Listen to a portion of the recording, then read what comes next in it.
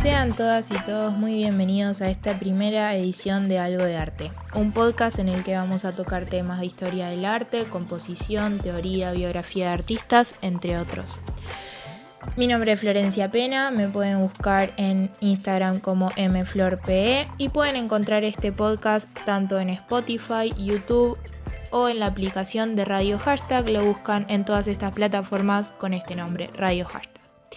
En el primer capítulo de hoy vamos a hablar de lo que para mí fue un hecho en Argentina que marcó un antes y un después y personalmente uno de los hechos artísticos que son de mi preferencia, Tucumán Arde. Esto se desarrolló en el año 1968, precisamente en agosto, un año de mucha efervescencia artística, pleno gobierno de facto de Onganía. Un año que venía con el comienzo de lo que fue una exposición en el Ditela, que otro día podemos hablar de eso si quieren. Los artistas estaban cuestionando la práctica, ¿no? Cómo comunicar, desde qué lugar. Entonces sucede este hecho que es Tucumán Arde, en el que artistas de Buenos Aires y Rosario principalmente viajan a Tucumán a conocer lo que estaba pasando en la provincia, una provincia que se encontraba en total desidia, mucha pobreza, extrema pobreza, porque habían cerrado varios ingenios azucareros que eran la principal fuente de trabajo de la ciudad. A causa de esto hay mucho desempleo, extremos casos de desnutrición, de hecho morían niños cada 8 minutos. Una situación bastante preocupante, pero que en la capital no se sabía nada, como ya sabemos en nuestro país y en lo largo de las dictaduras, sobre todo en Latinoamérica, el tema de la información, esto se veía bastante restringida. Entonces estos artistas, junto a sociólogos, nutricionistas, antropólogos, psicólogos, viajan a Tucumán y se proponen hacer un ciclo de contrainformación. Esto consistía en un proyecto de 3 etapas, que ahora las vamos a ir viendo bien cada una, pero básicamente las etapas consistían en reconocimiento, exposición y publicación. ¿Quiénes participaban? Muchos artistas, pero ¿quiénes participaban que podemos destacar? Personajes como Eduardo Favario, León Ferrari, Juan Pablo Renzi, Roberto Jacobi, Graciela Carnevale, Margarita Paxa, Teresa Gramillo, Nicolás Rosa, entre muchos otros más, además de los otros profesionales que mencioné previamente. En la primera etapa, el reconocimiento consistía en viajar a la ciudad de Tucumán y ver de cerca el problema. ¿Cómo se decía esto? Se les hacía entrevistas a los que habían quedado desempleados por esta situación. Se metieron en los ingenios azucareros diciendo que eran periodistas para hacer una nota con excusas, digamos. Se empezaron a hacer pintadas en las paredes con este lema Tucumán Arde. Y se empezó a publicitar de alguna manera lo que iba a ser una supuesta primera Bienal de Arte de Vanguardia. La primera iba a ser en Rosario, pero estos afiches se fueron pegando tanto en Tucumán como en Buenos Aires, como distintos puntos del país.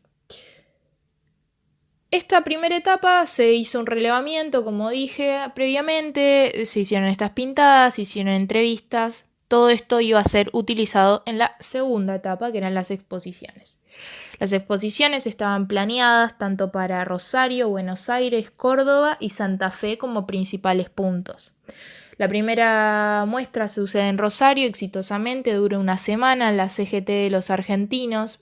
Como dije antes, se estaba cuestionando no solo la práctica artística, sino desde qué lugar mostrar, y parte de esto también iba a ser en qué lugares se iba a exponer. Entonces se elige un lugar como la CGT de los argentinos, que en ese momento tenía gran relevancia con los trabajadores y con los estudiantes. En Rosario la muestra fue exitosa. Vos entrabas, era multisensorial, entrabas, una de las primeras cosas que te encontrabas era un afiche en el piso con los nombres de los apellidos de estos dueños de los ingenios azucareros, que podías elegir pisar o no. Después estaban todas las paredes empapeladas con afiches, mucha tipografía grande, entrevistas de la gente a la que habían justamente entrevistado. Pasaban también las entrevistas por la altoparlante. Se servía café negro, haciendo alusión a la falta de azúcar que había, porque la poca azúcar que se producía se exportaba. También se cortaba la luz cada 8 minutos, haciendo referencia a las muertes por desnutrición.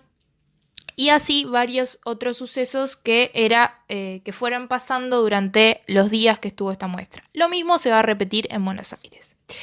Con la excepción de que en Buenos Aires, en paralelo, cuando se hace esta muestra, sucede algo en Tacoralo, en Tucumán.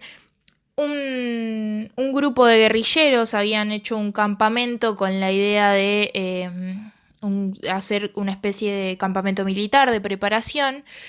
Y a estos guerrilleros se los va a llevar presos. Muchos años más tarde, estos guerrilleros van a dar testimonio de el maltrato y el abuso que habían padecido en esos momentos de estar presos. Entonces los artistas toman la decisión de poner un pasacalles también en la CGT de los argentinos, esta vez en Buenos Aires, pidiendo libertad para los compañeros de Tacoralo. Este afiche va a hacer que la muestra se clausure de manera bastante violenta, represión, sacan a los artistas a la fuerza, se cierra esa CGT de los argentinos, lo que va a obligar drásticamente a los artistas, por un tema de seguridad, miedo, a la represión, a la dictadura, a suspender el resto del proyecto. Es decir, lo que quedaba de la muestra de Buenos Aires, esto pasó el primer día, creo que la muestra, si no me equivoco, dura 2 horas, algo así. No solo esta muestra, sino también la de Córdoba, la de Santa Fe y, sobre todo, la tercera etapa, que era la de publicación. ¿Qué iba a pasar en esta tercera etapa? En la tercera etapa los artistas habían propuesto, como dije al principio, era un movimiento de contrainformación. Entonces en esta tercera etapa se iban a brindar conferencias de prensa a lo largo y a lo ancho de todo el país, se iban a publicar libros, se iba a hacer público, digamos, la situación que estaba atravesando Tucumán y que el resto del país desconocía completamente. Además iba a haber un seguimiento con la gente de Tucumán. Como dije antes, había nutricionistas, había psicólogos en el tema, no eran solo artistas plásticos. Esto es para mí como la clave de este movimiento, de que fue un movimiento integral, por así decirlo. Se buscó abordar de todas las maneras posibles un hecho terrible que estaba pasando y que el resto de la población desconocía. Y además, los artistas estaban muy involucrados en la política y muy involucrados en el hecho de cuestionar cómo se venía practicando arte. Digamos, hasta el 68, el Instituto Di Tella era un instituto muy grande que financiaba a los artistas, les daba espacios, pero los artistas empiezan a no coincidir con las ideas y con los ideales de este instituto, sobre todo con Jorge Romero Brest, que era el director. Entonces era como toda una movida para frenar esto y para hacer un distanciamiento, sobre todo, de lo que se venía hablando, de lo que se veía viendo, y aprovechar una situación artística, aprovechar las herramientas que tiene el arte y el resto de las prácticas que mencioné, para denunciar este hecho tan terrible y, como dije reiteradas veces, que se desconocía en el resto del país. Porque personalmente estoy, no sé si fanatizada, pero eso es un hecho que realmente, a mí una vez que lo conocí, lo menciono cada vez que puedo, me impresiona realmente cómo los artistas, sobre todo, y el equipo de trabajo que se armó tomaron una responsabilidad ante este suceso que vieron la necesidad de denunciar. ¿Cómo se abordó el tema? Más como desde una ciudadanía, desde que un ego artístico, como una responsabilidad ciudadana de que había que hacer algo y que no podían quedar así las cosas. Y mismo como después de la represión de la exposición en Buenos Aires, cómo se vieron forzados a cancelar todo tipo de proyección que habían tenido con este tema. Y también muchos de estos artistas dejaron de pintar muchos años. Se fueron del país, los que tuvieron la posibilidad, y muchos dejaron de producir porque entendieron que no había manera de seguir después de un quiebre tan violento. Renzi declara en muchas de las entrevistas que se les hizo que él creía que era muy banal volver a la pintura después de haber llegado a una cima en la que creía que el arte cumplía, que era esa su función, digamos, como esa era la función que él había entendido en el arte, que él había entendido que el arte estaba para eso, que era un servicio, que era una herramienta de la cual había que apoderarse, no solo el artista, sino todos. Y entonces no veía cómo se había frustrado ese proyecto de una manera tan literal, violenta. No veía cómo volver a la pintura después de haber fracasado con este proyecto tan grande. Fracasado no fue un fracaso, digamos. Digo, cómo se pinchó, no sé cómo expresarlo, cómo no lograron de alguna manera denunciar más masivamente lo que había pasado. Podemos ver también cómo repercute este tipo de acciones mucho más adelante en el tiempo. Esto pasó en el 68, más adelante vamos a tener lo que fueron los siluetazos, también en plena dictadura, post-dictadura en realidad. Los siluetazos fueron más del 86, si no me equivoco. Y un montón de acciones que podemos ver hasta el día de hoy, como el quehacer artístico muchas veces se fusiona con la militancia y como muchas veces también se mezcla con la práctica civil, por así decirlo. Y a mí, yo lo que más me quedo con esto es como ese ego artístico que muchas veces conocemos, o el arte como con una distancia, se mezcla, se baja al pueblo como herramienta. Eso es como con lo que me quiero quedar con el capítulo de hoy. Que el arte es una herramienta, no deja de ser una herramienta, y está buenísimo que podamos empezar a entenderla como tal. No hay un saber más grande, no hay un talento más grande, sino es una herramienta, hay que aprender a usarla y ya. No hay una manera, no hay una técnica, es simplemente otro lenguaje, como el que escribe, el que canta o el que baila o nada, el que hace notas periodísticas. Son distintos lenguajes, nada más que eso.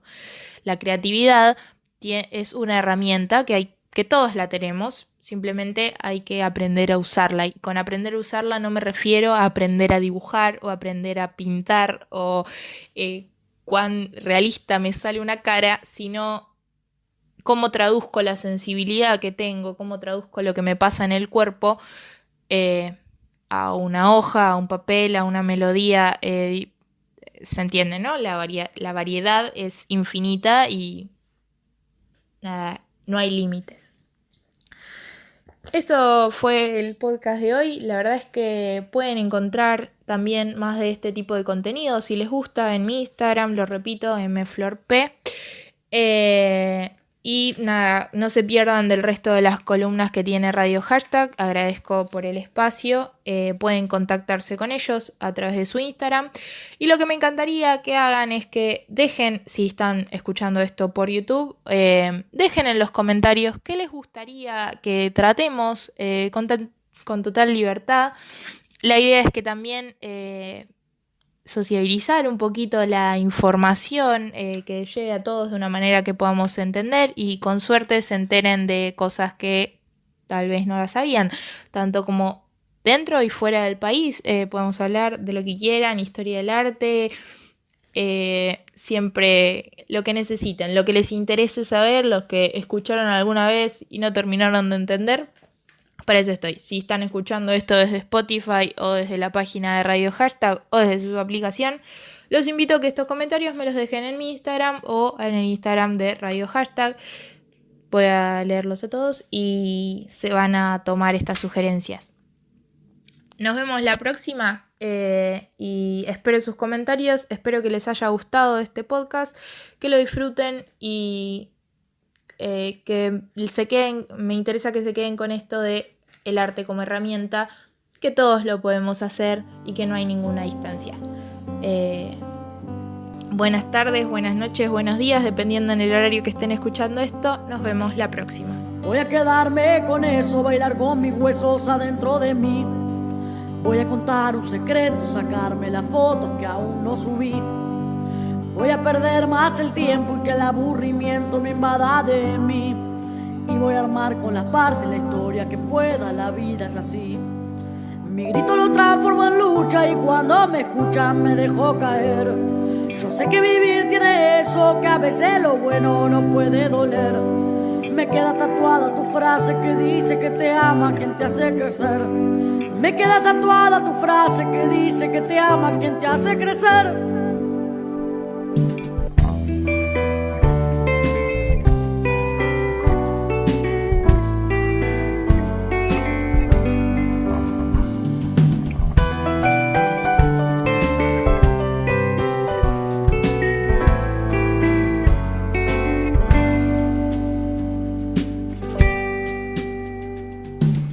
Quedarme con esto, sacarme del pozo y volar hasta el sol. Voy a agarrarme las manos, mirarme a los ojos, decirme quién soy. Voy a sacarle una foto a mi cuerpo y voy a pedirle perdón. Voy a juntar los pedazos de vuelta y agrada de mi corazón. Mi grito lo transformo en lucha y cuando me escucha me dejo caer. Yo sé que vivir tiene eso, que a veces lo bueno no puede doler. Me queda tatuada tu frase que dice que te ama quien te hace crecer. Me queda tatuada tu frase que dice que te ama quien te hace crecer.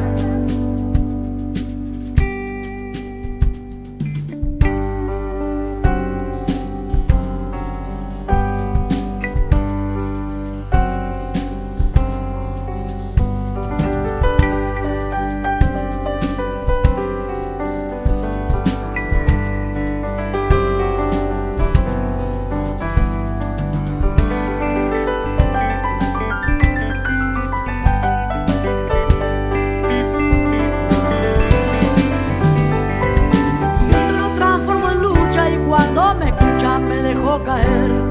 Yo sé que vivir tiene eso, que a veces lo bueno no puede doler. Yo tengo tatuado tu abrazo en el mío, gracias por aparecer. Yo tengo tatuado tu abrazo en el mío, gracias por aparecer. Yo tengo tatuado tu abrazo en el mío, gracias por aparecer.